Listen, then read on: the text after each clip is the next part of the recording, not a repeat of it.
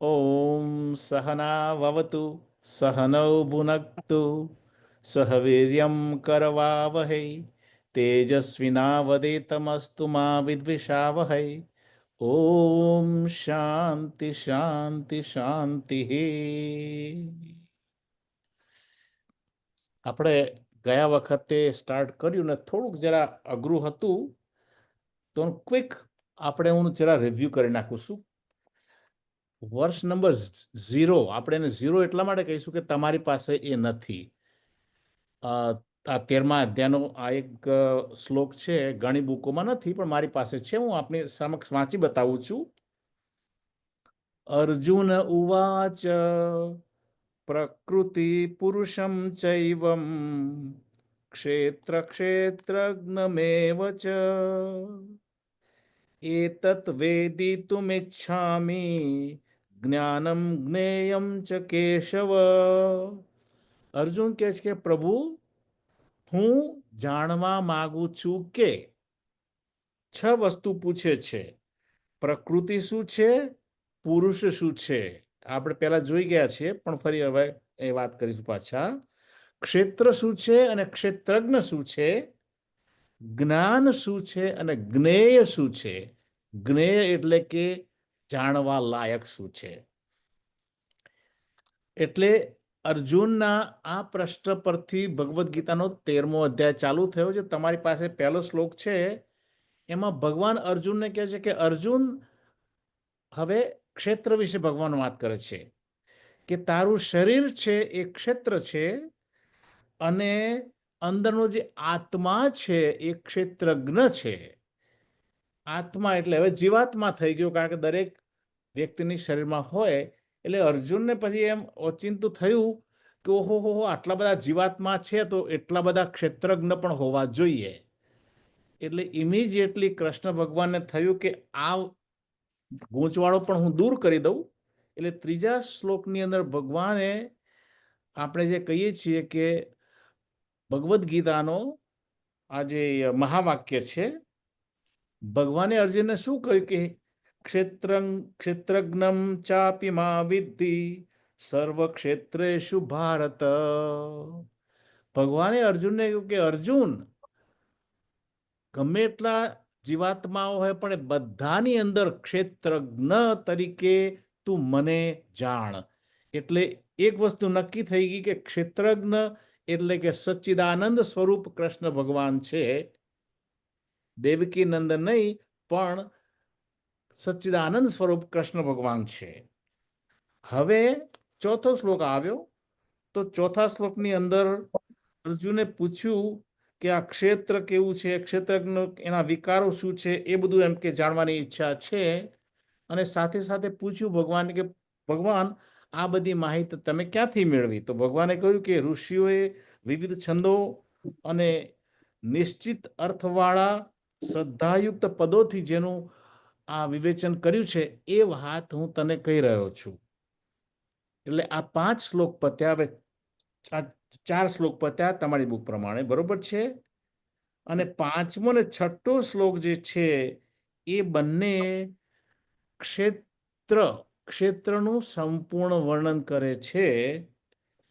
ત્યાં આગળ આપણે પહેલા વાત કરતા હતા કે અવ્યક્ત, પછી આવે છે બુદ્ધિ, સમષ્ટિ અહંકાર, સૂક્ષ્મ પંચમહાભૂત, સૂક્ષ્મ પંચમહાભૂતથી પછી આપણને જ્ઞાનેન્દ્રિયો આવી, જ્ઞાનેન્દ્રિયો પછી આપણે ઉત્પત્તિથી અંતઃકરણનો, ત્યાર પછી આવી કર્મેન્દ્રિયો, કર્મેન્દ્રિયો પછી પ્રાણા, અને પ્રાણા પછી આવ્યું સ્થૂલ શરીર.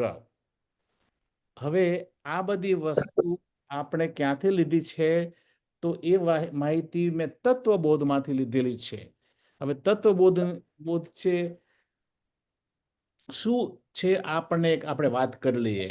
પહેલા પણ તમને બધાને ખબર હશે, છતાં ફરી એકવાર આપણે એનું રિવિઝન કરી નાખું કે આપણા જે આધ્યાત્મિક ગ્રંથો છે એનું જે વર્ગીકરણ, ક્લાસિફિકેશન જ્યારે કરવામાં આવે તો 2 ભાગમાં આવે છે. એક તો પ્રસ્થાનત્રયી, ફાઉન્ડેશન સ્ક્રિપ્ચર્સ, અને બીજું છે પ્રકરણ ગ્રંથ, એટલે કે ઇન્ટ્રોડક્ટરી ટેક્સ્ટ બુક્સ. હવે ઉપનિષદો, ભગવદ્ ગીતા અને બ્રહ્મસૂત્ર આ ત્રણને ફાઉન્ડેશન ટેક્સ્ટની અંદર ગણવામાં આવે છે. અને ત્યાર પછી 10 જેવા જે ગ્રંથો છે એ જુદા જુદા વિષય ઉપર ચર્ચા કરે છે, એટલે એને કારણે એમને ઇન્ટ્રોડક્ટરી ટેક્સ્ટ અથવા તો પ્રકરણ ગ્રંથ કહેવામાં આવે છે. તત્વબોધ છે એમાંનો એક આ પ્રકરણ ગ્રંથ છે. જગદગુરુ આદિ શંકરાચાર્યનો લખેલો આ ગ્રંથ છે અને એની ઉપર સ્વામી ચિન્મયાનંદે અને સ્વામી તેજોમયાજી નંદે જે વિવેચન કર્યું છે એ પ્રમાણે હું આજે થોડુંક એની વાત કરીશ અને પછી આપણે ફરી 13માં દાખલ થઈશું. હવે આપણે જેમ પેલા વાત કરી હતી કે કર્મેન્દ્રિયો, જ્ઞાનેન્દ્રિયો અને પછી અંતઃકરણ, એ જે સૂક્ષ્મથી સ્થૂળ તરફની યાત્રા હતી એની અંદર તત્વબોધની અંદર સ્થૂળથી સૂક્ષ્મ તરફની યાત્રા બતાવવામાં આવી છે. એટલે સ્થૂળથી સૂક્ષ્મ તરફની યાત્રામાં આપણે જાણી લઈએ. તો હવે આ તત્વબોધના 102 પાના છે, એમાં યુ વિલ બી સરપ્રાઇઝ કે આપણે first 30 pages will be able to review very quickly.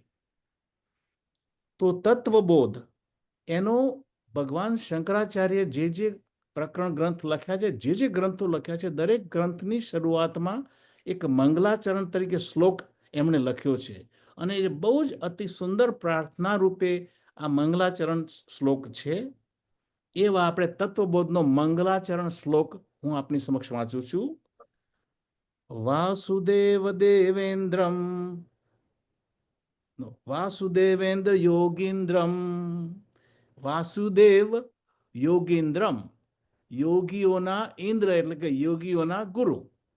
પહેલી લાઈન, નત્વા જ્ઞાનપ્રદમ ગુરુમ, તેમને મારા નમસ્કાર છે કારણ કે એ જ્ઞાન પ્રદાતા સદગુરુ છે. મુમુક્ષાણા હિતાર્થાય, મુમુક્ષુના હિતને માટે તત્વબોધ અભિધીયતે, તત્વબોધ ગ્રંથનું નિરૂપણ કરવામાં આવ્યું છે. હવે આ શ્લોકનું એકદમ સિમ્પલ આપણે ટ્રાન્સલેશન જોઈ લઈએ. સો જ્ઞાન પ્રદાતા સદગુરુ યોગેશ્વર શ્રી વાસુદેવને નમસ્કાર કરીને મુમુક્ષુના હિતને માટે તત્વબોધ નામના ગ્રંથનું નિરૂપણ કરવામાં આવ્યું છે. એટલે આ ગ્રંથ કેમ રચાયો છે એની વાત થઈ. હવે દરેક ગ્રંથ, ગમે તે આપણે ગ્રંથ વાંચીએ તો એની બાબતમાં 4 વસ્તુનો ઉલ્લેખ આવે છે. આ વસ્તુ તમને કોઈ વાર ભવિષ્યમાં પણ જાણવા મળે તો તમને ખ્યાલ આવશે. તો આ 4 કઈ વસ્તુનો જેનો ઉલ્લેખ કરવામાં આવે છે? તો આ ધારો કે તત્વબોધ છે, એ તત્વબોધ ગ્રંથનો અધિકારી કોણ છે? એટલે કે આ જે એને જે કે છે કે આ જે વસ્તુનો છે એને અનુબંધ ચતુષ્ટય કે છે. અનુબંધ ચતુષ્ટય, અનુબંધની 4 વસ્તુઓ. તો પહેલું છે કે અધિકારી, તત્વબોધનો અધિકારી કોણ છે? જવાબ બહુ એક સિમ્પલ છે. જે વ્યક્તિને મોક્ષ જ્ઞાનની તીવ્ર ઈચ્છા છે તે આનો અધિકારી છે. એટલે પહેલી વસ્તુ થઈ ગઈ. પછી એ કે છે કે આ પ્રકરણ ગ્રંથનો વિષય શું છે? તો એટલે નંબર 2 ઇઝ વિષય. તો વિષય છે આત્માનું જ્ઞાન. આ એનો વિષય, તત્વ જ્ઞાન એટલે આત્માનું જ્ઞાન. હવે ત્રીજી વસ્તુ શું છે કે મોક્ષને અને આ આત્મજ્ઞાનને શું સંબંધ છે? તો એ સંબંધ એટલે થર્ડ વસ્તુ આવી. તો આત્મજ્ઞાન દ્વારા જ મોક્ષ શક્ય છે, આ એનો સંબંધ આવ્યો. અને ચોથી વસ્તુ છે પ્રયોજન. આ ગ્રંથનું પ્રયોજન શું છે? તો એમ કે મોક્ષ પ્રાપ્તિ એ આ ગ્રંથનું પ્રયોજન છે. આને અનુબંધ ચતુષ્ટય કહેવામાં આવે છે. એ આપણે જાણી લઈશું. હવે અહીંયા શું છે કે કર્મ, કર્મ એટલે કે આપણે શાસ્ત્રોનું અધ્યયન કર્યું તે કર્મ, અને કર્મફળ શું છે? તો મોક્ષ. અધ્યયન પણ એક કર્મ છે અને એનું જે એન્ડ રિઝલ્ટ છે એ મોક્ષ છે. ત્યાર પછી તત્વબોધની અંદર એક બીજી વસ્તુ આવે છે જે તમને ખબર છે, પણ ફરી એકવાર ક્વિકલી કહી દઉં કે જ્ઞાન માટેનો અધિકારી કોણ છે. અધિકારી નિરૂપણ એની વાત આવે છે. આપણે પહેલા વાત થઈ ગઈ છે. તો આ અધિકારી નિરૂપણના જે 4 લક્ષણો છે તે વિવેક, વૈરાગ્ય, ત્યાર પછી ષટ સંપત્તિ એટલે કે મનની 6 જાતની સાધનાઓ, એની અંદર જે આવે છે તો શમ, દમ, ઉપરતિ, તિતિક્ષા, શ્રદ્ધા અને સમાધાન. આ નંબર 3 ની અંદર આવી ગયું. અને ચોથું છે મુમુક્ષત્વ, ઇન્ટેન્સ ડિઝાયર ફોર મોક્ષ. તો સાધન ચતુષ્ટયની અંદર કે આ સાધનાનો અધિકારી નિરૂપણ આપણે જોઈએ તો આ 4માં આવી જાય છે: વિવેક, વૈરાગ્ય, ષટ સંપત્તિ અને મુમુક્ષત્વ. હવે આપણે આગળ વધીશું. તો ગ્રંથની અંદર પહેલો જ શ્લોક છે તત્વબોધ, કે તત્વબોધ શું છે? That is the first question. તત્વબોધ શું છે?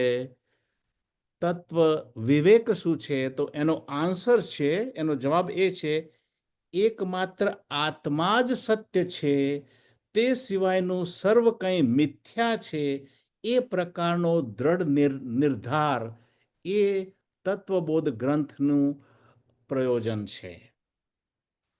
એટલે કહ્યું કે એકમાત્ર આત્મા જ સત્ય છે. એટલે તરત જ બીજો પ્રશ્ન આવ્યો તત્વબોધની અંદર, આત્મા કિમ? આત્મા શું છે? હવે આપણે આત્મા શું છે એ તો આજ સુધી આપણે ઘણી વાતો થઈ ગઈ છે, પરંતુ શંકરાચાર્ય જે કહે છે એ થોડુંક જરા આનંદદાયી છે. શંકરાચાર્ય આત્માનું વર્ણન 2 રીતે કરે છે. પહેલું નકારાત્મક ભાવથી આત્મા શું નથી, અને બીજું હકારાત્મક ભાવથી આત્મા શું છે. તો આપણે નકારાત્મક વર્ણન શંકરાચાર્યના તત્વબોધ પ્રમાણે સાંભળી લઈએ. જવાબ શું છે? સ્થૂળ, સૂક્ષ્મ અને કારણ શરીરથી જે ભિન્ન છે. સ્થૂળ, સૂક્ષ્મ અને કારણ શરીરથી જે ભિન્ન છે, જે પંચકોશોથી પણ ભિન્ન છે, જે અનુભવોની 3 અવસ્થાઓનો સાક્ષી છે, તે આત્મા છે. તો આત્મા શું નથી આ વસ્તુ કહી દીધી. હવે આત્મા શું છે હકારાત્મક ભાવે જોઈએ તો આત્મા એ સચ્ચિત આનંદ સ્વરૂપ છે. હવે આવ્યું આ હકારાત્મક વાત.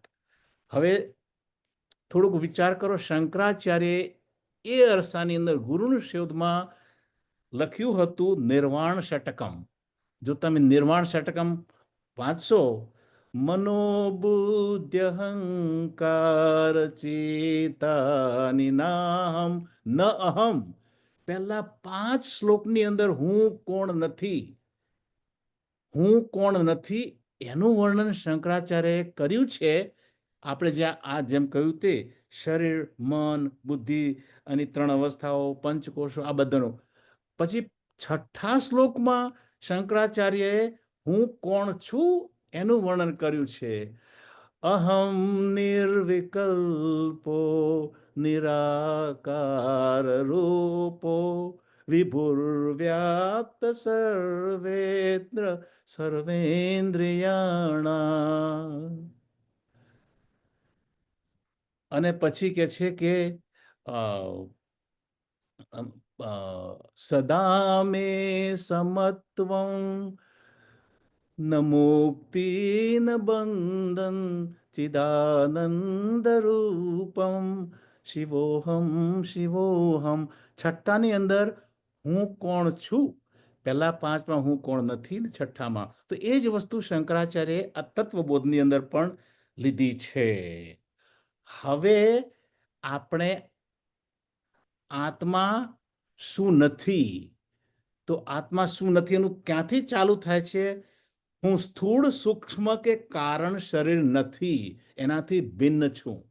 એટલે આપણે હવે સ્થૂળ શરીર શું છે એ વિશે વાત કરીએ. આપણે લાસ્ટ ટાઈમ મેં થોડુંક અધૂરું મૂક્યું હતું, જ્યાં પંચીકરણની વાત જે અધૂરી મૂકી હતી. તો સ્થૂળ શરીર શું છે ત્યાંથી આપણે સ્ટાર્ટ કરીશું. હવે શંકરાચાર્યએ સ્થૂળ શરીર વિશે પહેલા 4 સુંદર વાક્યો લખ્યા છે, તમને એકદમ કમ્પ્લીટલી ખ્યાલ આવી જાય એવા છે. સ્થૂળ શરીર શું છે તો એના જવાબમાં કહે છે કે પંચ મહાભૂતોના સૂક્ષ્મ પંચ મહાભૂતોના તામસિક અંશના પંચીકરણની પ્રક્રિયાથી જેની રચના થઈ છે તે સ્થૂળ શરીર છે. અને એ પંચ મહાભૂત એટલે પંચ તન્માત્રાઓ કવિ તો આકાશ, વાયુ, અગ્નિ, જળ અને પૃથ્વી. બીજું એક વસ્તુ કહી દઉં કે આ 5 તન્માત્રાઓ જે છે એ હંમેશા જો તમારે વેદાંતની રીતે લેવી હોય તો આ અનુક્રમમાં જ લેવી, આ લાઇનઅપમાં જ લેવી પડે કે આકાશ પહેલા આવે, પછી આવે વાયુ, પછી આવે અગ્નિ, પછી આવે જળ અને પછી આવે પૃથ્વી. આ એક લાઇનઅપ છે સૂક્ષ્મથી સ્થૂળ તરફ આ મહાભૂતોની અંદર પણ. તો આ પંચ મહાભૂતોના તામસિક અંશના પંચીકરણથી જેની રચના થઈ છે તે આ સ્થૂળ શરીર વિશે પહેલું વાક્ય આવ્યું. બીજું વાક્ય આપણા ભૂતકાળના કર્મોને કારણે જેની પેદાશ થઈ છે તે. આ શરીર કેમ આપણને મળ્યું છે તો આપણા ભૂતકાળના કર્મોને કારણે આપણને આ સ્થૂળ શરીર મળ્યું છે. નંબર 2. હવે નંબર 3, સુખ દુઃખ વગેરે અનુભવોને ભોગવવાનું ઘર, એને આલય, દુઃખાલય, સુખાલય આપણે ઘણીવાર આમાં ભગવદ્ ગીતામાં જોઈશું. તો આલય, આલય એટલે કે આ ઘર છે. સુખ અને દુઃખો ભોગવવા માટેનું જે ઘર છે એ આ સ્થૂળ શરીર છે. અને ચોથી વસ્તુ છે, આપણે અત્યારે વાત કરી રહ્યા છે પ્રકૃતિની. તો પ્રકૃતિ જે છે તો એના વિકારો પણ હોય. તો શરીરના 6 વિકારો ગણવામાં આવ્યા છે. અસ્થિ, જાયતે, વર્ધતે, વિપરિણમતે, અપિક્ષયતે, અપક્ષ્યતે અને વિનશ્યતિ. આપણે સાદી ભાષામાં જોઈ લઈએ તો પહેલી જે સ્ટેજ છે અસ્થિ, માતાના ગર્ભની અંદર હાજર હોવું. જાયતી, જન્મ થવો. ત્યાર પછી વૃદ્ધિ, એની વૃદ્ધિ થાય છે. ત્યાર પછી શું છે વિપરિણમતે, એની મેચ્યોરિટી આવે છે એટલે પરિપક્વતા આવે છે. ત્યાર પછી આવે છે અપક્ષીયતે, જેનો ક્ષય થવા માંડે છે, જે વૃદ્ધાવસ્થા તરીકે વર્ણન કરવામાં આવે છે. અને વિનશ્યતિ, જેનો નાશ થાય છે તે. તો આ સ્થૂળ શરીર છે એના આ 4 લક્ષણનું વર્ણન કર્યું. હવે આપણે પંચીકરણ વિશે થોડીક વાત કરી લઈએ કે આ તન્માત્રાઓ જે છે 5, એનું પંચીકરણ જે થયું હતું એનો મેં એક ગ્રાફ લાસ્ટ ટાઈમ બનાવીને આપ સર્વને રવાના કર્યો હતો. જો તમારી સમક્ષ હોય જો એ ગ્રાફ, તો એ ખોલશો તો તમને ખ્યાલ આવશે. તો એનો જે ક્રમ છે આકાશ, વાયુ, અગ્નિ, જળ ને પૃથ્વી, એમાં 1 2 3 4 5 મેં કયા છે. હવે આકાશ જે પહેલું સ્થૂળ જે બને છે, હવે આ જે સ્થૂળ મહાભૂતો છે એ આપણા શરીરની એઝ વેલ એઝ આ જગતની રચના આ સ્થૂળ મહાભૂતમાંથી થાય છે. હવે આકાશ છે એ શામાંથી બન્યું છે તો એમાં 50% જે પાર્ટ છે એ આકાશનો છે અને 12.5% બાકીના 4 તત્વોનો છે. તમે લાઈનમાં જોશો 1 નંબર પર આકાશ, પછી 50% સૂક્ષ્મ આકાશ, 18 18 18 18 વાયુ, અગ્નિ, જળ અને પૃથ્વી એ લખેલું છે. જો તમારી પાસે હોય તો એ રિવ્યુ કરી શકો છો. પછી બીજા નંબરે છે વાયુ. તો વાયુની અંદર 50% ઇઝ અ વાયુ પાર્ટ, પછી 12.5% છે તો આકાશ, 12.5% છે અગ્નિ, 12.5% છે જળ અને 12.5% છે એ પૃથ્વી. પછી આવ્યું ત્રીજું સ્થૂળ તો એ છે અગ્નિ. અગ્નિની અંદર 1/8 છે આકાશ, 1/8 છે વાયુ, 50% છે અગ્નિ, 1/8 છે એ જળ અને 1/8 છે એ પૃથ્વી. ત્યાર પછી આવ્યું ચોથું જળ. તો જળની અંદર 1/8 આકાશ, 1/8 વાયુ, 1/8 અગ્નિ, 50% જળ અને 1/8 પૃથ્વી. છેલ્લે આવે છે પૃથ્વી. તો પૃથ્વીની અંદર શું છે? 1/8 આકાશ, 1/8 વાયુ, 1/8 અગ્નિ, 1/8 જળ અને half ઇઝ પૃથ્વી. હવે આ એનું જે સંયોજન છે એ બતાવ્યું. હવે એ કેવી રીતના થાય છે એનો એક ક્રમ બતાવ્યો છે. તો એના મેં તબક્કા લખ્યા છે. પહેલે તબક્કે શું થાય છે? તો આ 5 જે આકાશ, વાયુ, અગ્નિ, જળ અને પૃથ્વી એનું જે સૂક્ષ્મ સ્વરૂપ છે એને તન્માત્રા પણ કહેવામાં આવે છે બાય ધ વે. તો એ સ્થૂળ રૂપે આપણે અહીંયા બતાવી છે 4 પહેલા તબક્કામાં કે દરેક પંચ મહાભૂતો એમના પોતાના અંશ રૂપે. Then second what happens, they divide into half.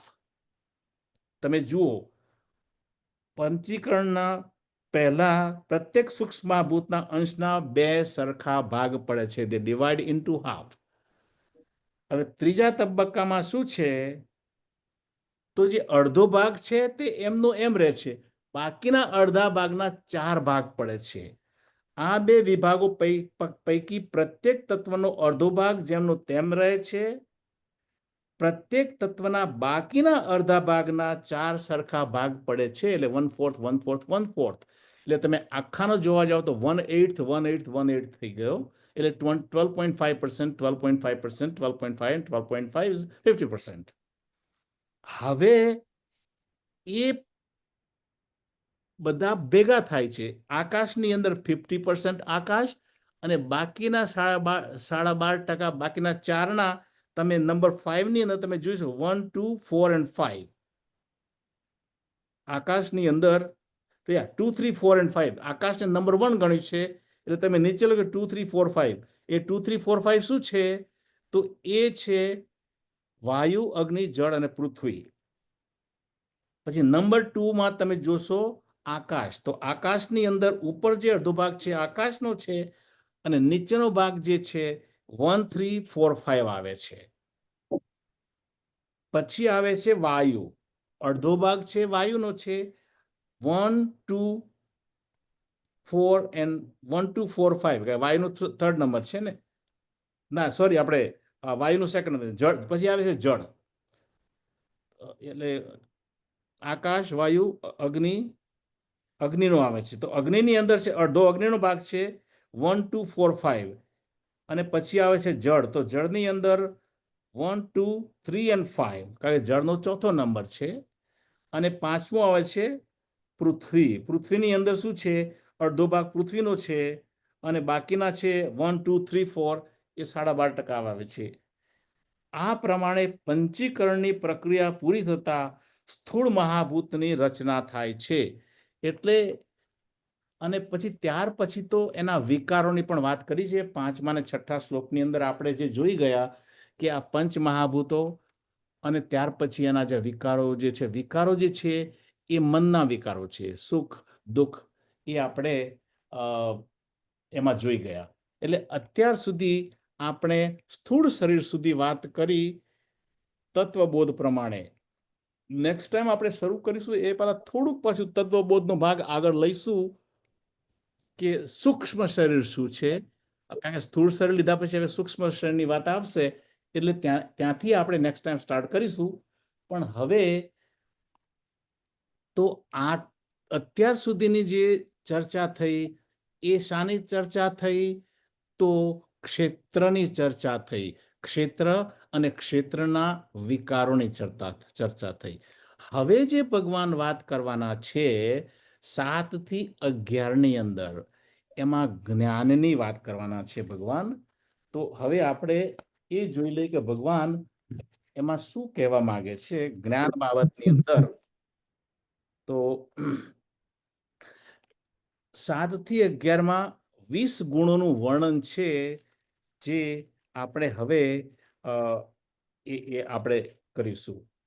હવે એ 20 ગુણો સમજીએ એ પહેલા આપણે આ આત્માની અને અનાત્માની એટલે પુરુષ પ્રકૃતિની વાત કરીને, તો એ આ ગુણોને સમજવા માટે બીજી એક વસ્તુ આપણે ક્વિકલી જોઈ લઈએ કે આ જે પ્રોબ્લેમ અત્યારે શું છે, આ અધ્યાસ કે જે ભ્રમ છે, એનો પ્રોબ્લેમ શું છે? તો એન્ટિટી એટલે કોઈ પણ વસ્તુ એ અને બી આમાં એકબીજાની સાથે ભળેલા છે. શરીર અને આત્મા એકબીજાની સાથે એટલા બધા યુનાઇટ થઈ ગયા છે. આપણે આત્માને એન્ટિટી એ ગણીએ અને શરીરને એન્ટિટી બી ગણીએ. So when the entity A is identified with entity B, જ્યારે આત્મા પોતાને શરીરની રીતે ઓળખાણ આપે છે, when entity A is identified by entity B, જ્યારે આત્મા પોતાને શરીર તરીકે ઓળખાણ આપે છે ત્યારે શું થાય છે? The characteristic of A and B are kind of mixed up. એટલે કે શરીરના જે બધા જ ગુણો છે એ આત્માના ગુણો હોય એવો આપણને ભ્રમ થાય છે, because they are so closely tied, they are so closely identified, અથવા તો એને અધ્યારોપ કહેવામાં આવે છે, એકબીજાની ઉપર અધ્યારોપ થઈ ગયેલા છે. હવે આ છે આખા વેદાંતનો જો મોટામાં મોટો પ્રોબ્લેમ હોય તો તે આઈડેન્ટિફિકેશનનો પ્રોબ્લેમ છે, રોંગ આઈડેન્ટિફિકેશન. આપણે આપણી જાતને શુદ્ધાત્મા સમજી નથી શકતા, કારણ કે આત્મા શરીરની અંદર રહેલો છે, એટલે આપણે આપણી જાતને શરીર તરીકે ઓળખીએ છીએ. So identification is the main problem. અને આત્મા જ્યારે પોતાને શરીર સમજે છે ત્યારે એ નશ્વર સમજે છે, એ વિકારી સમજે છે, સુખ દુઃખ બધું એને લાગુ પડે છે. એટલે main problem is the identification. હવે સમષ્ટિ લેવલ એટલે આને માયા કહે છે. આપણે જે વાત કરતા કે માયા શું છે? માયા ઇઝ અ રોંગ આઈડેન્ટિફિકેશન. જે નથી તેવો ભ્રમ થાય છે એ માયા છે. હવે માયા વ્યક્તિગત લેવલે આવે તો our mind is a beloved child of Maya, by the way. આપણું મન છે એ માયાનું પ્રેમાળ બાળક છે. માયાના જે બધા પ્રોબ્લેમ છે એ પછી મનને પ્રોબ્લેમ આવે, કારણ કે એનું બાળક છે. So mind is a child of maya shakti. આટલું આપણે સમજી લઈએ. હવે માયાની બે શક્તિઓ છે. માયાની એક તો શક્તિ છે આવરણ શક્તિ અને વિક્ષેપ શક્તિ. આવરણ શક્તિ શું કરે છે? સત્યને ઢાંકી દે છે. અને વિક્ષેપ શક્તિ શું કરે છે? કંઈક બીજું જ બતાવે છે. આપણે રણમાં હોઈએ અને મૃગજળ જોઈએ, જે પાણી દેખાય છે તે, તો રણની અંદર જે ગરમ થયેલી રેતી હતી, એ રેતીનું આપણને જે વિઝન હતું એ માયાએ ઢાંકી દીધું, અને એની ઉપર પાછું બીજી વસ્તુ કે પ્રોજેક્શન કર્યું, જે નહોતું એ બતાવ્યું, એ પાણી બતાવ્યું. એટલે ધેટ ઇઝ ધ ટુ કેપેસિટીઝ અથવા તો માયાની બે શક્તિ છે, આવરણ શક્તિ અને વિક્ષેપ શક્તિ. આવરણ શક્તિ એટલે સત્યને ઢાંકવું, વિક્ષેપ શક્તિ એટલે કંઈક અસત્યનું પ્રોજેક્શન કરવું. હવે એ જ વસ્તુ મન પણ એ જ વસ્તુ કરે છે, કારણ કે મન શું છે? એ માયાનું બાળક છે. તો મન એ જ કરે છે જે માયા કરે છે. મન છે એ સત્યને ઢાંકી દે છે અને અસત્યનું પ્રોજેક્શન કરે છે. મન શું છે? વિચારોનો અવિરત પ્રવાહ. મન શું માને છે? મન શું વિચારે છે? કારણ મનના વિચારો છે. મન શું વિચારે છે? કે આપણે શરીર છીએ, એટલે આપણે જે BMI, બોડી માઇન્ડ ઇન્ટેલેક્ટના જે બધા જ ગુણધર્મ છે એ આપણને લાગુ પડે છે. This is a problem with the mind. હવે આ જ્ઞાન તો આપણે જ્ઞાન કેવી રીતના, અજ્ઞાન શું છે? રોંગ આઈડેન્ટિફિકેશન ઇઝ અજ્ઞાન. જ્ઞાન શું છે? તો આ રોંગ આઈડેન્ટિફિકેશનને ક્લિયર કરવું. If identification is the problem, then what is the solution? Disidentification is a solution. Simple વસ્તુ છે ને. હવે આ આઈડેન્ટિફિકેશનનો પ્રોબ્લેમ કોને થયો છે? તો આઈડેન્ટિફિકેશનનો પ્રોબ્લેમ થયો છે આપણા મનને. તો એ પ્રોબ્લેમનું નિવારણ કોણ કરી શકે? આપણું મન જ એ નિવારણ કરી શકે, કારણ કે જેને પ્રોબ્લેમ તો એને જ નિવારણ કરવું પડે. આ મનને જ નિવારણ કરવું પડે. હવે જો મન સાત્વિક હોય તો જ આ કરી શકે, કારણ કે મન જે અશુદ્ધ હોય તો જે આત્માનો જે પ્રકાશ છે એ ધૂંધળો થઈ જાય અથવા તો હિલચાલવાળો થઈ જાય. એટલે મન સાત્વિક હોવું જોઈએ, મન શુદ્ધ હોવું જોઈએ. તો મનને શુદ્ધ કરવા માટે, મનને સાત્વિક કરવા માટે, મનને શુદ્ધ કરવા માટે શું કરવું જોઈએ? તો આપણે એક તો કર્મયોગની વાત કરી. હવે આ અધ્યાયની અંદર પરમાત્મા કહે છે કે મનને તમારે શુદ્ધ કરવા માટે કલ્ટિવેટ નોબલ વેલ્યુઝ. તમે સારા ગુણો સંપાદન કરો અને એ તમારા જીવનમાં ઉતારો. Values are more valuable than valuables. Swami ચિન્મયાનંદે કહ્યું છે કે values are more valuable than worldly valuables. ભૌતિક સંપત્તિ કરતાં આ જે સદગુણો છે એની કિંમત ઘણી છે, આવું સ્વામી ચિન્મયાનંદે વારંવાર કહ્યું છે. આપણો જે વ્યવહાર છે, આપણા એવરી ડેનો જે આપણો જે વ્યવહાર છે એ આપણા જ્ઞાનની સાચી ઓળખ છે. શાસ્ત્રો શું કરે છે? અજ્ઞાનીને જ્ઞાની બનાવવું એ જ મહત્વનું છે. આ શાસ્ત્રનું કામ છે. અને તેનો અભ્યાસક્રમ બતાવવામાં આવ્યો છે. અજ્ઞાનીને જ્ઞાની બનાવવા માટેનો અભ્યાસક્રમ બતાવવામાં આવ્યો છે. આ જે અભ્યાસક્રમ છે એ નિયમિત બૌદ્ધિક વ્યાયામ છે, બુદ્ધિપૂર્વક કરવાની કસરત છે. Practising the value. જો લાંબા સમય સુધી આ વેલ્યુ બેઝ લિવિંગ કરવામાં આવે તો અજ્ઞાની માણસ જ્ઞાની બની શકે છે. તો હવે આપણે 7 થી 11માં આ 20 મુદ્દાનો અભ્યાસ કરનારને અને વ્યવહારમાં ઉતારનારને જ્ઞાનીની ડિગ્રી, અહીં તો આપણે બધા ડિગ્રી મેળવવા બેઠે તો આ જે સદગુણો આપણા જીવનની અંદર આપણે જાણીએ અને વ્યવહારની અંદર ઉતારીએ તો આપણને જ્ઞાનીની ડિગ્રી મળી શકે. આનું આખું પ્રયોજન આ છે. તો હવે આપણે 7 થી 11ની અંદર જે 20 વેલ્યુ છે એની શરૂઆત કરીએ. એ પહેલાં કોઈને કંઈક ક્વેશ્ચન હોય તો આપણે ખૂબ સમય લઈને આ કરીએ છીએ, ઉતાવળ કરવી નથી, પણ કોઈને પણ ક્વેશ્ચન હોય તો let us interrupt right now. કોઈને કશો ક્વેશ્ચન છે અત્યાર સુધી?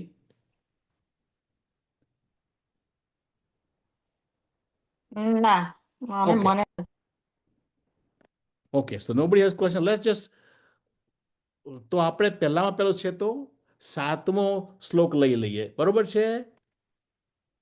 અમાનિત્વમદંભિત્વમ અહિંસા ક્ષાંતિરાર્જવમ આચાર્યોપાસનમ શૌચમ ધૈર્યમાત્મવિનિગ્રહ. બહુ જ સુંદર. ભગવાન હવે સ્ટાર્ટ કરે છે ક્ષેત્રપતિઓ. હવે વાત કરે છે ભગવાન જ્ઞાનની. તો આ જ્ઞાન શું છે એ વિશે આપણે તો જોઈ ગયા કે આ એક બૌદ્ધિક એક્સરસાઇઝ છે. તો એ 20 સદગુણમાં પહેલું ભગવાને શું કહ્યું છે? અમાનિત્વમ. અમાનિત્વમ, નિર્માનતા. માન, મોટામાં મોટો બુદ્ધિનો પ્રોબ્લેમ છે, મને કોઈક માન આપે. બરોબર છે? તો માણસનું મુખ્ય ધન જ છે કે મને કોઈ જાણે, મને કોઈ માન આપે. અને આ માન મેળવવાની ઈચ્છાનો નિવારણ, માન મેળવવાની ઈચ્છાનો ક્ષય એટલે અમાનિત્વ. બરોબર છે? હવે મનની ઈચ્છા થવાના બે કારણ બતાવ્યા છે. એક તો પોતાનું સ્વામિત્વ અને એક તો છે પોતાનું કર્તૃત્વ. સ્વામિત્વ એટલે શું? મારી પાસે કંઈક છે. પછી એ શરીર હોય તો હું બહુ સુંદર છું, હું ગોરો છું, હું બુદ્ધિશાળી છું, હું પૈસાવાળો છું, હું આટલું કમાઉં છું, મારી પાસે આટલી સંપત્તિ છે.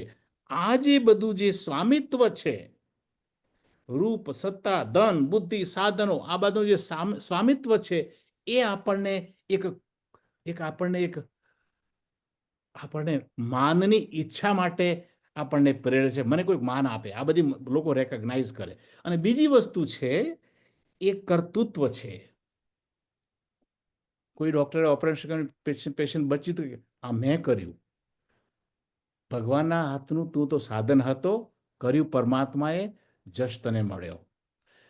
એટલે જે મેં કર્યું એ જ અજ્ઞાનતા, શટકનો ભાર જેમ શ્વાન તાણે. નરસિંહ મહેતા કઈ કઈને બિચારા થાકી ગયા છે કે આ મેં કર્યું એ છોડો. Everything is happens as a grace of God. ભગવાનની કૃપાથી થાય છે. હંમેશા જે પણ વસ્તુ બને છે, સુખ દુઃખ, દરેકમાં એક વાક્યનો ઉમેરો કરી દો, by the grace of God, then things will be very, very easy. આ જગતમાં સર્વ સ્વામિત્વ અને કર્તૃત્વ એ માત્ર પરમાત્માનું જ છે. હવે આ જે છે અમાનિત્વ, એ નકારાત્મક ભાવ થયો ને, નિગેશન. હવે એ અમાનત્વનું પોઝિટિવ સાઈડ કયું છે? તો વિનમ્રતા. જે માણસનામાં વિનમ્રતા હોય એ જ માણસ એ વિચારી શકે કે આમાં મારું કશું નથી, મેં કશું કર્યું નથી, પરમાત્માએ. એના માટે તો એકદમ વિનમ્રતા જોઈએ. એટલે પહેલો જે ગુણ છે એ અમાનિત્વ. હવે બીજો છે અદંભિત્વ. દંભ ના કરવો. અદંભિત્વ, અગેન નેગેટિવિટી. ધીસ ઇઝ દંભ ના કરવો. બરોબર છે? તો એ દંભ ના કરવો એનું પોઝિટિવ છે વિનય, નમ્રતા. અગેન પણ તો આ અમાનિત્વ અને અદંભિત્વ બેની અંદર ફરક શું છે આપણે જોઈએ. તો અમાનિત્વમાં શું છે કે વ્યક્તિ પાસે કંઈક છે, પછી ભલે એ સંપત્તિ હોય કે સત્તા હોય, તો એનો દેખાવ કરીને બીજા એને માન આપે, એ છે અમાનિત્વ. અદંભિત્વ શું છે? ખરેખર છે જ નહીં, છતાં પણ લોકો મને મોટો માને. ન હોવા છતાં, એટલા માટે કે હિપોક્રસી કે દંભ હોવો, આમાં સમાજ પાસેથી શ્રેષ્ઠતાનું પ્રમાણપત્ર જોઈએ છે આ વ્યક્તિને. અને બીજા લોકો મને મારી પાસે કંઈ છે એવું માને એટલે તો you are સબમિટિંગ your self to the others basically. તો એટલે દંભ એટલે કે ટૂંકમાં જે છે તેને વધારે બતાવવું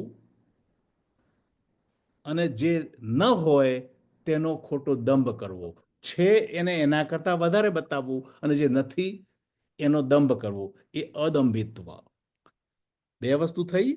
આગળ જતા આવે છે ત્રીજું છે અહિંસા. ત્રીજો સદગુણ છે અહિંસા. મન વચન કર્મથી. હવે અહિંસા એ પાછો નકારાત્મક છે. એનું હકારાત્મક શું છે? તો એક છે વાયોલન્સ, તો પેલું છે નોન વાયોલન્સ. અહિંસા, મહાત્મા ગાંધીએ કહ્યું તે. અહિંસા એટલે હિંસા ન કરવી. તો હિંસા ના કરવીનો પોઝિટિવ છે પ્રેમ કરવો. તમે કોઈને દ્વેષભાવ છે, હિંસા કરો છો, અથવા કોઈને દુઃખ થાય એવું કરો છો, તો કોઈને સારું લગાડો, તો એનો પોઝિટિવ છે પ્રેમ. મન વચન કર્મથી. હવે અહીંયા આપણે જે પેલું જે વાત કરી હતી તે આ હિંસા કેમ માણસને હિંસા કરવાનો ભાવ કેમ થાય છે? એન્ટિટી એ અને એન્ટિટી બી, આપણે વિચાર કરો, આપણે શુદ્ધાત્મા છીએ, આપણે સચ્ચિદાનંદ સ્વરૂપ છીએ, પરંતુ અજ્ઞાનતાના કારણે આપણે આપણી જાતને શરીર મન બુદ્ધિ સમજી બેઠા છીએ. એને કારણે જે સમતાનો ભાવ છે કે આખા જગતની અંદર બધા જ પરમાત્મા સ્વરૂપ છે એ આપણને દેખાઈ શકતું નથી, અને એ ન દેખાવાના કારણે બધા જ આપણા હરીફો દેખાય છે, આપણા દુશ્મનો દેખાય છે, આપણી પાસે કંઈક પડાવવા માંગતા હોય એવું દેખાય છે. એટલે આપણને એમ થાય કે હું શું કરું તો બીજાની પાસેથી કંઈક પડાવી લઉં. હવે પડાવી લેવા માટે તો શું કરવું પડે? દગો કરવો પડે, કોઈને મારઝૂડ કરવી પડે, કોઈને હિંસા કરવી પડે. તો આ હિંસાનો ભાવ આને કારણે થાય છે. અને એનું બીજું અડધ્યું છે પ્રેમ. પ્રેમ ક્યારે થાય? જ્યારે તમને એક સમતાનો ભાવ આવે. સમદ્રષ્ટિને તૃષ્ણા ત્યાગી, નરસિંહ મહેતા કે સમદ્રષ્ટિને તૃષ્ણા ત્યાગી.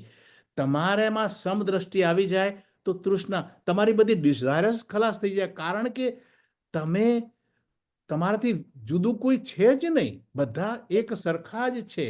આ જે ભાવ આવી જાય તો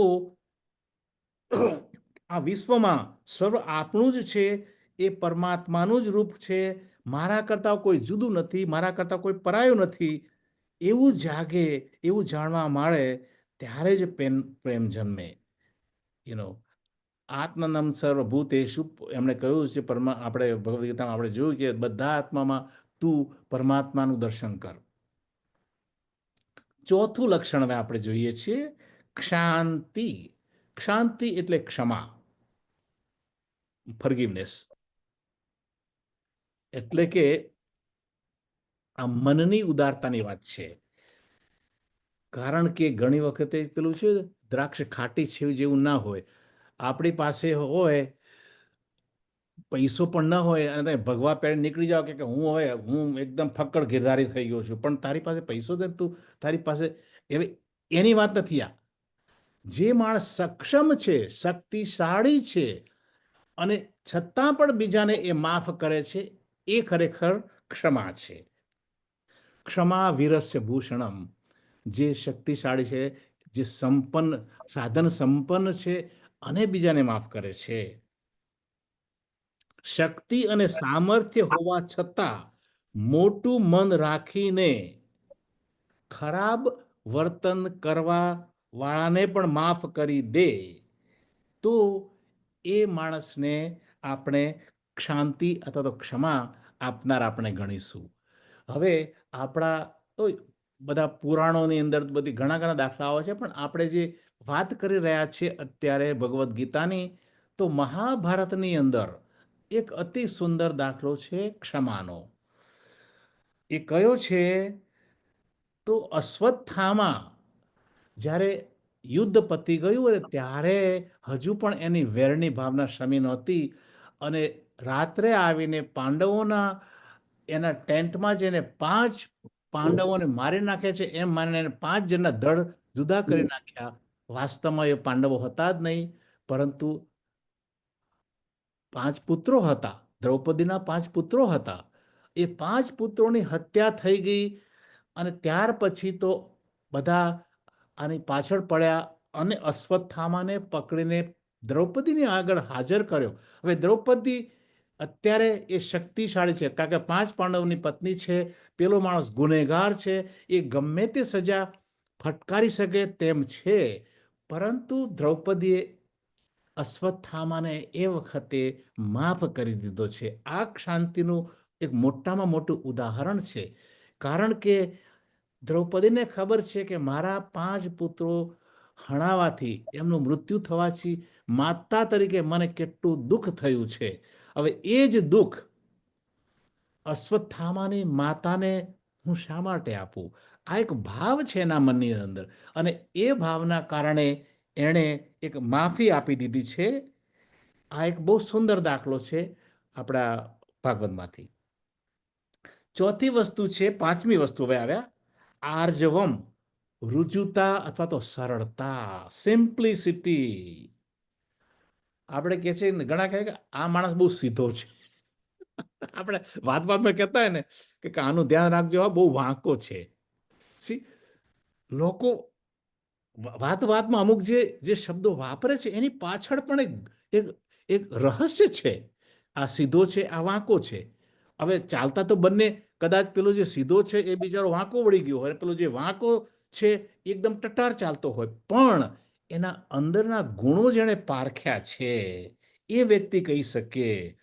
તો જે સીધો માણસ છે એ એનો ગુણગ્રહી છે, એ દરેકની અંદર સદગુણો જુએ છે. અને આ જે વાંકો છે એ દોષ દ્રષ્ટિવાળો છે, એની દ્રષ્ટિમાં બધે દોષો જ દેખાય છે. હવે વળી પાછું આપણે we are going back to the same thing, entity A અને એન્ટિટી બી. તમે તમારી જાતને પરમાત્માનું એક સચ્ચિદાનંદ સ્વરૂપ માનતા હોય તો બીજા કોઈની અંદર તમને વક્રતા અથવા તો દોષારોપણ દેખાવું ન જોઈએ. હવે જે આ રુજુ જે શબ્દ છે એ ભગવદ્ ગીતામાં જે શ્રોતા અર્જુન છે, અર્જુન, તો એ રુજુ એ અર્જુનના નામ ઉપરથી આ રુજુ શબ્દ આવ્યો છે. અર્જુન એટલે રુજુ, સરળ.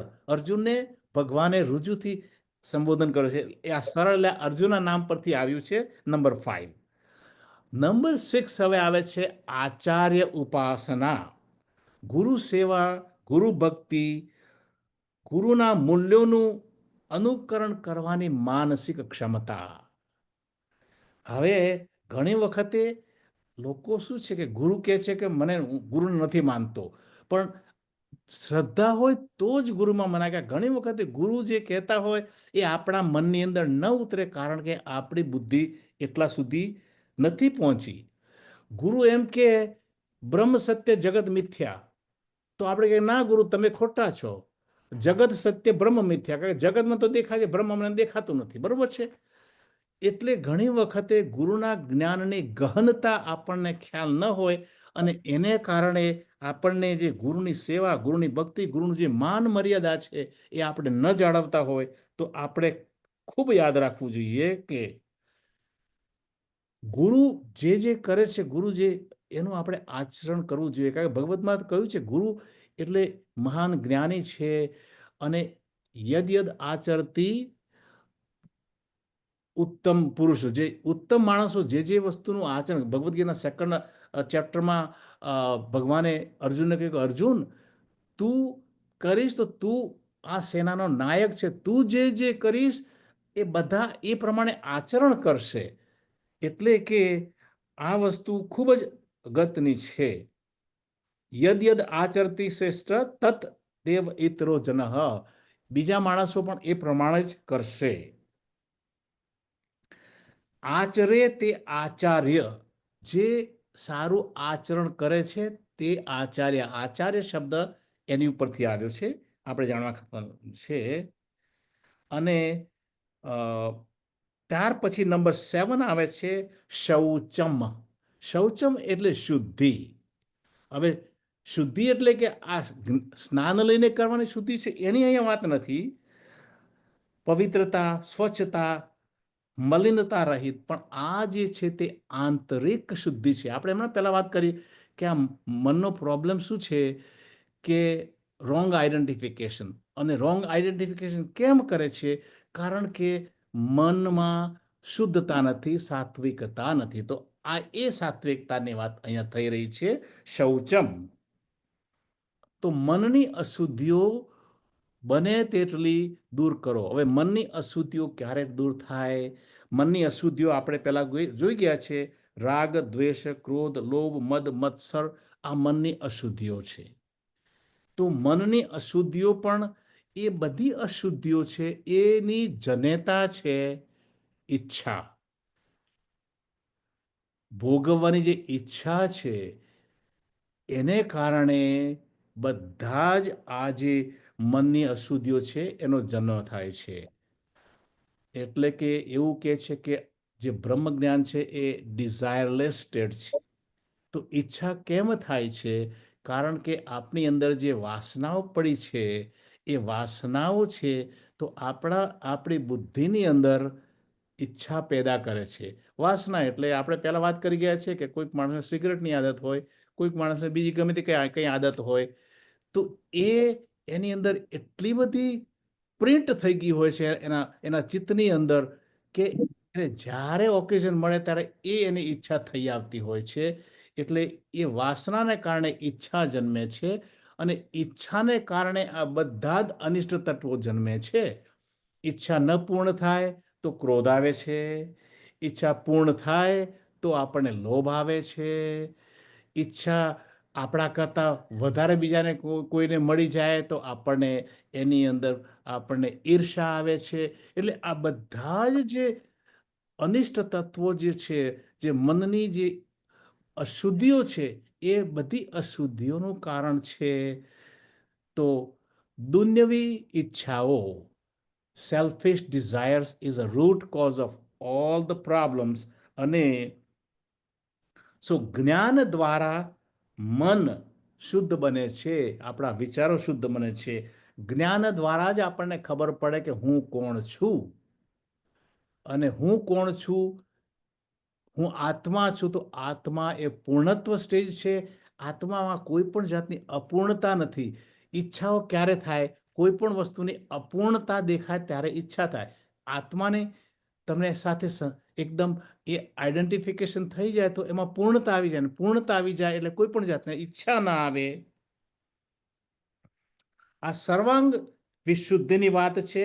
વિચાર, વાણી અને વર્તન, આ ત્રણેયમાં પણ એની શરૂઆત થાય છે વિચારથી. વિચાર શુદ્ધ હશે તો વાણી શુદ્ધ હશે, વાણી શુદ્ધ હશે તો વર્તન શુદ્ધ હશે, વર્તન શુદ્ધ હશે તો તમારી આદતો ખરાબ આદતો નહીં હોય, અને આદતો ખરાબ નહીં હોય તો તમારું જે ડેસ્ટિનેશન અથવા તો તમારું જે ભવિષ્ય છે એ ઉજળું બનશે. એટલે બધી જ વસ્તુ છે તો અશુદ્ધિને કારણે આવે છે. તો આ નંબર 7 છે.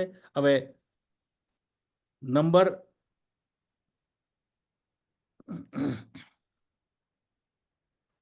આ પ્રતિપક્ષ ભાવના, આપણે જે હમણાં જે વાત કરતા હતા, આઈડેન્ટિફિકેશન, પ્રતિપક્ષ ભાવતા, ધી અધર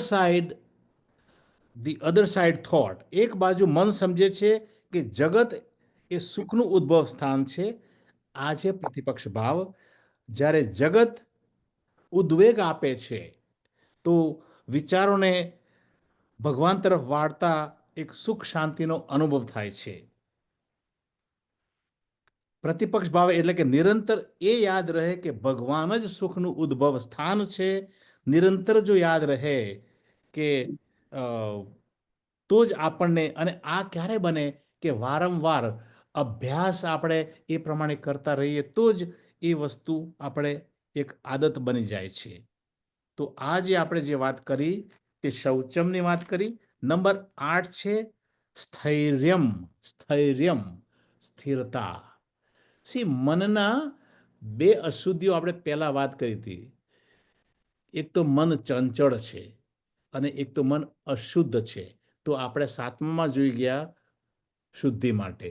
હવે 8મું જે છે ચંચળતા, કોન્સ્ટન્ટલી મૂવિંગ, ઘડિયાળના લોલકની માફક ઠરીને મન બેસે નહીં. તો સ્થૈર્યમ શું છે? તો અંતઃકરણની સ્થિરતા. ચંચળતા છે એ મનની આદત છે. તો અસ્થિરમ એટલે કે ચંચળતાનો અભાવ, concentration. Mind is fixed on one thing and that is પરમાત્મા તત્વ. મોક્ષની તીવ્ર ઈચ્છાવાળાએ આત્મજ્ઞાનની જરૂર છે. આત્મજ્ઞાન માટે મનની શુદ્ધિની જરૂર છે. મનની શુદ્ધિ માટે ઉમદા ગુણો કેળવવાની જરૂર છે. અને એ ઉમદા ગુણો કેળવવા માટે મનની સ્થિરતા, concentration of the mind is very important. એટલે કે આ સ્થિરતાની જરૂરિયાત કેમ પડે છે એ આપણને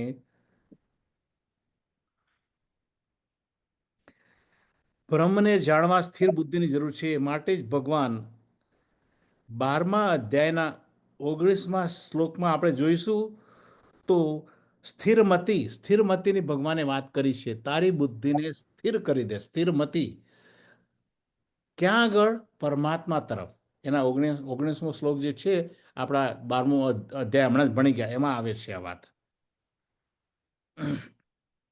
ત્યાર પછી હવે અહીંયા આગળ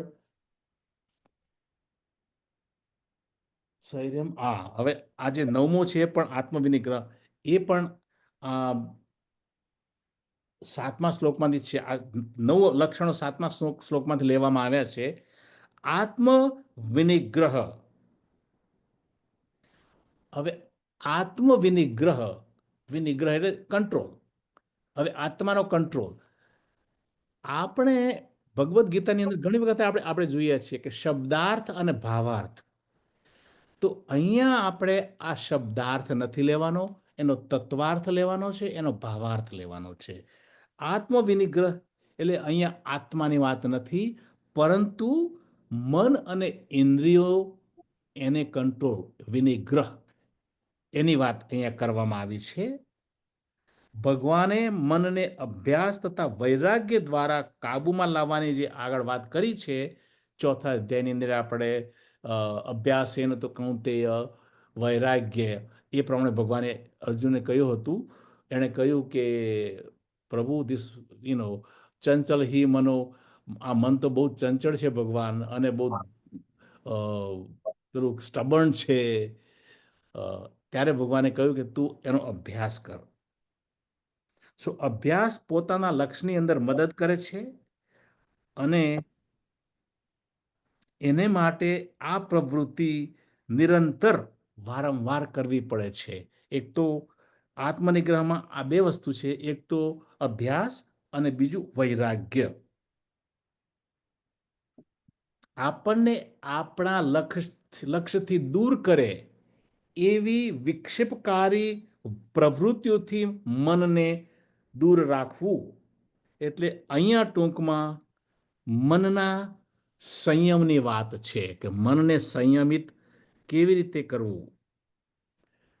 આ વૈરાગ્ય બાબતની વાત આવી તો પહેલા આપણે એક વાત કહી, આત્મવિનિગ્રહ એટલે કે મન અને ઇન્દ્રિયોનો કંટ્રોલ, એને કાબુમાં રાખવી.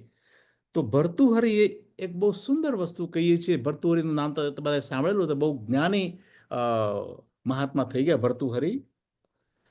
તો ભર્તુહરિએ આ ભય બાબતમાં એક વાત કરી છે કે કારણ કે આ જેની ઇન્દ્રિયો જે કંટ્રોલમાં નથી રાખતો, એને હંમેશા ભય રહ્યા કરે છે. તો એ કહે છે કે ભોગી માણસ છે એને રોગનો ભય હોય છે, કુળવાનને કીર્તિનો ભય હોય છે, સંપત્તિવાળાને ઇન્કમ ટેક્સ વાળાનો ભય હોય છે, માનવાળાને અપમાનનો ભય હોય છે, બળવાનને દુશ્મનનો ભય હોય છે, સૌંદર્યવાનને ઓલ્ડ એજનો ભય હોય છે, પંડિતને કોઈ એની સામે મોટો બીજો પંડિત ના આવી જાય એનો ભય હોય છે, ગુણવાનને દુર્જનનો ભય હોય છે, તંદુરસ્તને મૃત્યુનો ભય હોય છે. એક જ વ્યક્તિ એવો છે કે જેને કોઈ ભય નથી, અને એ વ્યક્તિ છે જે વૈરાગ્યવાન છે. તે જેને વૈરાગ્ય છે. વૈરાગ્ય એટલે શું? આ બધી વસ્તુઓ અસત છે. શરીરના ભોગો, કુળવાન, સંપત્તિ, બળવાન, સૌંદર્ય, આ બધી વસ્તુ છે એ વિનાશી છે. વૈરાગ્ય શું છે? જે પણ વસ્તુ વિનાશી છે એના તરફથી આપણું ધ્યાન હટાવી દેવું એ વૈરાગ્ય છે. વિવેક, આ જે વસ્તુ જે છે વિવેકથી થાય, ને વિવેક પછીનો સ્ટેપ આવે છે વૈરાગ્ય. સો ઇટ ઇઝ લાઈક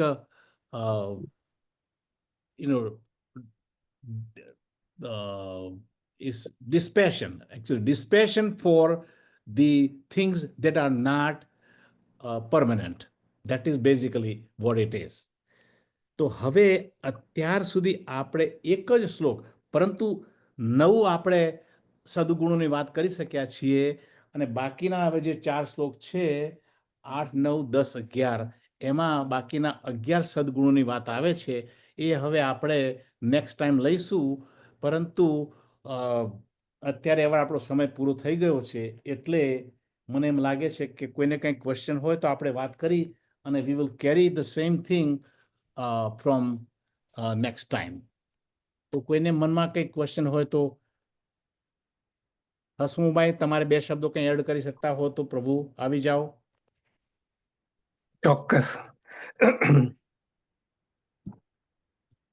તમે જે વાત કરી ગુણની, એ 3 ગુણ હું તમને આજે મુખ્યત્વે કહું છું, જે આપણે બધાને યાદ રહેશે એવા છે 3 ગુણ: નમ્રતા, મધુરતા અને ઉદારતા.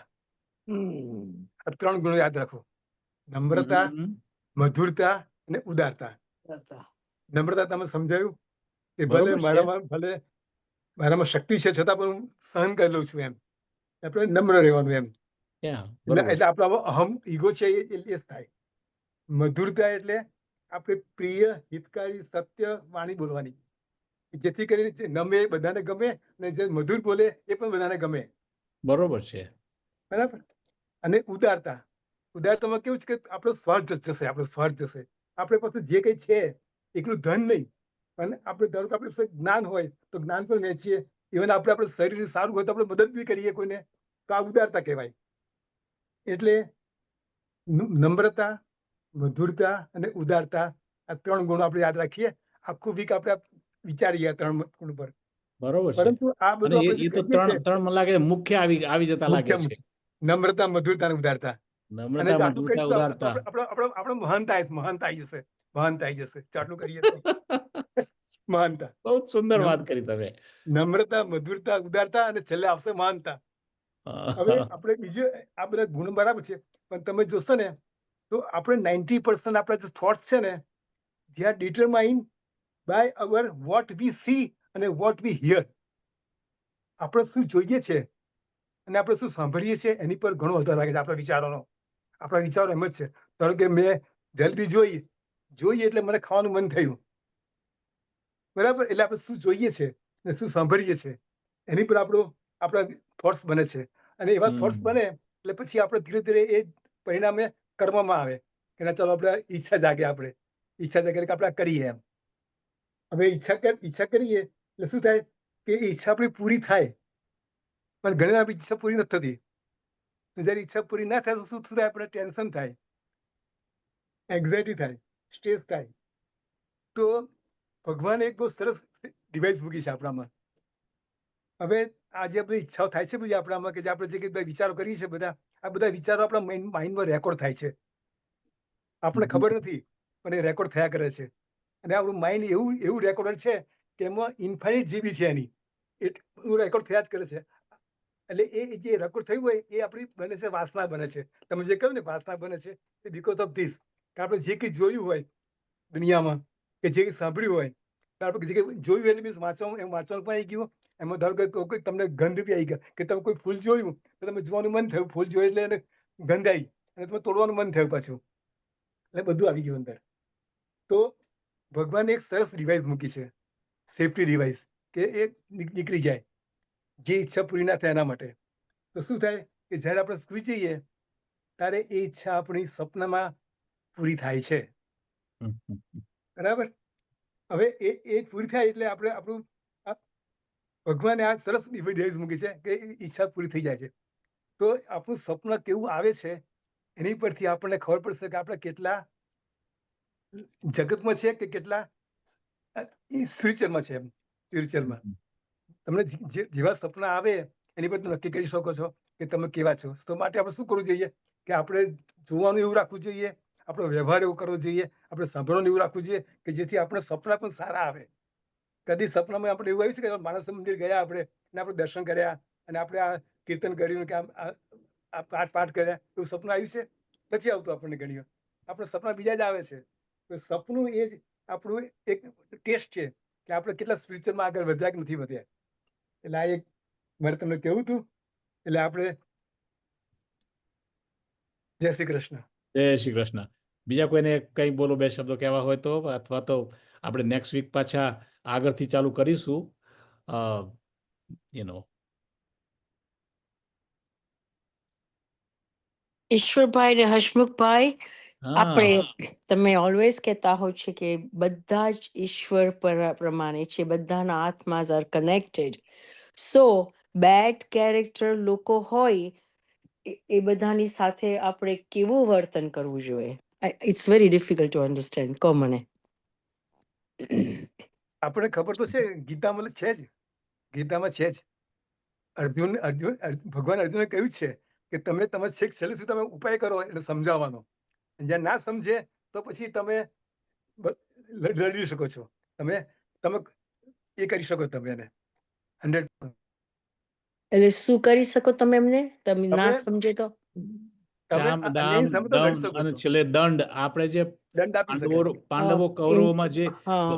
તમે જે વાત કરી, આ તો આપણે મહાભારતમાં તમે જુઓ, કૌરવોને ભગવાને ખરાબ માણસો હતા ને, હમ. બરોબર છે, છતાંય એ લોકોએ એમની સાથે ખૂબ ખૂબ સારી રીતે વર્તન કર્યું. છેવટે ભગવાને એમને સમજાવવા માટે પ્રયત્ન કર્યા. હવે એક તો વસ્તુ છે કે તમને દુર્જન હોય ને તો સજ્જન બનાવવા માટે આપણે પ્રયત્ન જરૂર કરવો પડે. હવે પ્રયત્ન તમે સમજો કે અને થઈ જાય તો ઠીક છે. પ્રયત્ન કર્યા પછી પણ એ દુર્જન વ્યક્તિથી તમે દૂર રહી શકતા હો તો પછી ચાલો કે એનાથી દૂર રહો. પણ આમને કૌરવ પાંડવમાં એ શક્ય નહોતું, કારણ કે એ લોકોને તો પ્રોપર્ટીનો સવાલ હતો. એટલે પછી એમને દંડ આપ્યા વગર ભગવાને કહ્યું કે હવે આમને દંડ સિવાય બીજો કોઈ રસ્તો નથી. પરંતુ આપણે જો કોઈ એવા વ્યક્તિ સાથે પનારો પડી જાય અને આપણે એને સારી રીતે સમજાવવા કોશિશ કરીએ પણ એ ન માને તો પછી એને છે 9 ગજના નમસ્કાર. આપણે એનાથી છે ને બને એટલું દૂર દૂર રહેવાનું. રહેવું હા. જોઈએ ફોર અવર ઓન ગુડ. આપણે માનવાનું રાઈટ. કે એના વિચારને આપણા વિચારો અનુકૂળ નથી આવતા. ગોડ બ્લેસ હિમ. જે છે તે late him have his own life. We want to have our on life. V try our best. That is the only way I can think of. Yes, બરાબર છે, બીકોઝ અધરવાઇઝ બરાબર છે. It effects you, right? આપણે પછી એટલું ખરાબ લાગે કે કેમ આ નથી સમજતા પર્સન. ઓકે. એક મિનિટ. તમે એક આ ચારમાંથી જે બીજા નંબરનું છે ને, શ્યામ, એનો એક દાખલો આપો ને. એને તો વોટ ઇઝ ધેટ? સમજાવીને એને ફર્સ્ટ વન યુ સેડ સમજાવીને, હા, પછી રાઈટ બીજો કયો? શ્યામ, દામ પછી અને છે તો દંડ. એની સાથે સમજાવો, પછી એની સાથે સમજોતો કરી લો. સમજોતો કરો એટલે સમજૂતી. યા રાઈટ. અને પછી છે તો એનાથી પછી તો તમે દૂર રહો અને ધારો કે પછી એ શક્યતા પછી દંડ એને દેવો પડે, દંડ તમે આપો. હવે એને જે Okay. 4 શબ્દો છે ને એ હું તમને મેળવી લાવીશ નેક્સ્ટ ટાઈમ. એ Okay. 4 શબ્દો હું મેળવી લઉં છું next time. That's a good question that you ask me. Yeah. Okay, thanks. Okay. Good. For Good. Practical reason, આપણી Oh. લાઈફમાં Oh, yeah. Always all kinds of people મળે આપણને. ઓકે, આપણે ચાલો. ઘણીવાર કહીએ કે આ નાના છોકરા સાથે We'll B A see you રીતે next વર્તવું Wednesday. જોઈએ. ચલો. પણ ઓમ પૂર્ણમદઃ પૂર્ણમિદં પૂર્ણાત પૂર્ણમુદચ્યતે પૂર્ણસ્ય પૂર્ણમાદાય પૂર્ણમેવાવશિષ્યતે. જય શુભરાત્રિ. જય શ્રી કૃષ્ણ. જય શ્રી કૃષ્ણ સર્વેને. જય જય શ્રી કૃષ્ણ. પાછા મળ્યા ફરી પાછા. Bye. Good night. Bye, Good bye. night. Good night.